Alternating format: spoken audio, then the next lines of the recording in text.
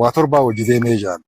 Torban kuni leenca takka, haqa, cubbuu, haada.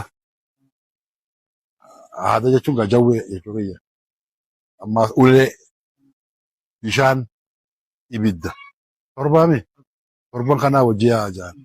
Torban kun osoo hojii yaa'aniiti karatti beeltii isaan qabdee aboo nama furmaata nuu laalu nu keessaa haa filannu ja'anii cubbuun filamtee sagalee guddaa harkattee ta mala baastu taate. Hogguma isiin mala baastuu taatee ka hojii deemu jirtu duba beeloo hin akkam taanaa ja'anii gaafatan aboo obbo Leenco ol seeniiti as keessa daggala kana waan akka nyaataa takka kanuu ta'u gadamsa tokkollee ta'u nu as darbii jetteeni humna qabaami leenci gadamsa caccabsee too fidee isaan nyaachise namuu quufee ciisutti eegale. Haara baafannoo kana keessatti yaa jarana jette amma haatee cubbuun tun. Mala baasinaan jettanii na shoomtanii mi'ee ani egaan mala baasote. Wanni immoo as keessa ol seenee gizee beelooyne kana gadamsa guddaa kana caccabsee fidee nu nyaachise kuni yoo osoo hojii deemnu waan nyaadhamu yoo dhabame nu kanaa'u harka isaa takka wayii taanaa'ee afaan isaa takka hin taanuti caccabsee nu nyaata. Duba akka maa goonuu ja'aniin malli ni jira jetteen. Akka aadaa deemu kun maqaan isaa illee kaasuu fedhu jawween kun ta'eeti yoo akkama inni ciisetti funyaanitti afuufe ni lixa nu keessaa hafaa jetteen. Jawween ka'eeti summiitti afuufe leenca. Leenci du'e meeqaan nam meeqaa hafemma nama jahaaf. Jahaan hafee kunaafi samma osoo deemtuuti saboo jarana jette odoo leencaan duune baqa qabna waan caccabaa nama caccabsantu jawaa nama caccabsantu nu fixa jenna.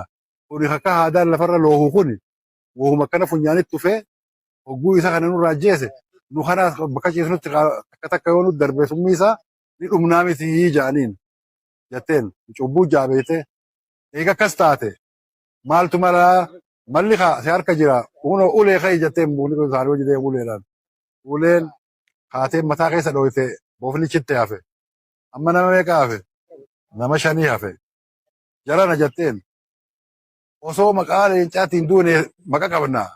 Odoo maqaa namicha leenca guddaa sana ajjeeseetiin duunillee maqaadha.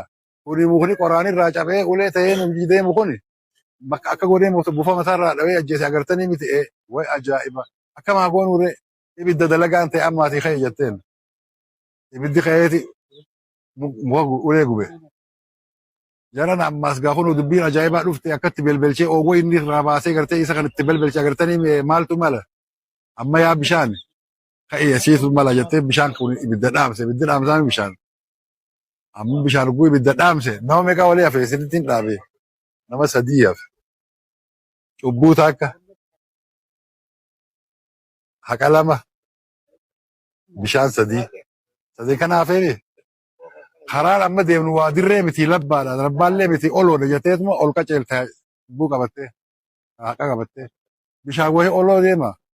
Motorri jiru zamana sanii. Akkasuma bishaan isaan deemeetuma gaddeebi'e namni meeqa walii hafe. Haqaa fi cubbuu. Yaa haqa jetteen. Laal ati as dhaabbadhu kanatti qoma bal'adhuuti waaniin anichi gubbaa ol bahee gad darbu kana konkolaatee guudhufe. Dhagaa kaanii fi kaan dhawee waan akka ajaa'ibaa si harka bu'aati.